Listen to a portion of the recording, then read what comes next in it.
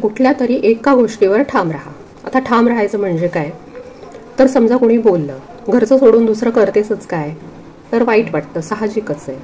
पण तुम्हाला आवडतं दिवसभर फक्त गृहिणी म्हणून घर सांभाळणं, तुम्हाला नसेल इच्छा आणि गरज पैसे कमावण्याची। बघा, प्रत्येकाच्या घरातल्या माणसांचे स्वभाव सवयी वेगवेगळ्या असतात।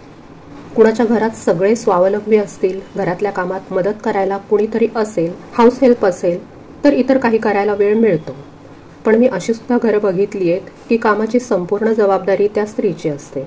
घरातल्या इतर माणसांचं शिक्षण किंवा नोकरीच अशा स्वरूपाची असते की त्यांना घरात काहीही मदत करणं शक्य होत नाही, किंवा त्यांना पहिल्यापासून तशा सवयी लागलेल्या असतात।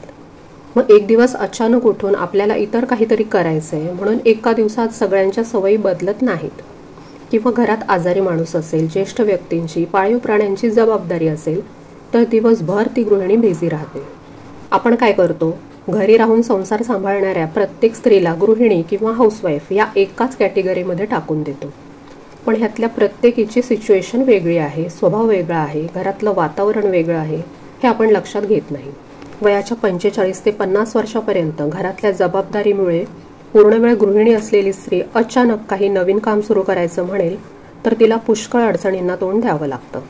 एका वयानंतर नवीन गोष्टी शिकणं, ॲडजस्ट करणं थोडं कठीण जातं, आणि खास करून पैसे कमवणं ही जर गरज नसेल आणि तुम्ही घर सांभाळण्यात खुश असाल तर कोण काय म्हणतं ह्याच्याकडे खरंच लक्ष देऊ नका। अगदी मी ह्या व्हिडिओमध्ये मागे जे बोलले आहे त्याच्याकडे सुद्धा। फक्त मी गृहिणी म्हणून खुश आहे ह्या गोष्टीवर ठाम राहा। आणि जर तुम्हाला स्वतःचं काहीतरी करायचंच असेल तर तो मार्ग सुद्धा सोपा नाही। त्यामुळे दोन्ही गोष्टी कठीण आहेत, पण तुम्हाला ह्यातली कोणती गोष्ट करायची आहे त्याच्यावर ठाम राहायचं। ह्याच्यामुळे काय होईल की कोणी काही बोललं किंवा असा एखादा हाऊसवाईफनी काहीतरी केलंच पाहिजे असा मोटिवेशन देणारा व्हिडिओ समोर आला तरी सुद्धा ते ऐकून तुम्हाला उदास वाटणार नाही।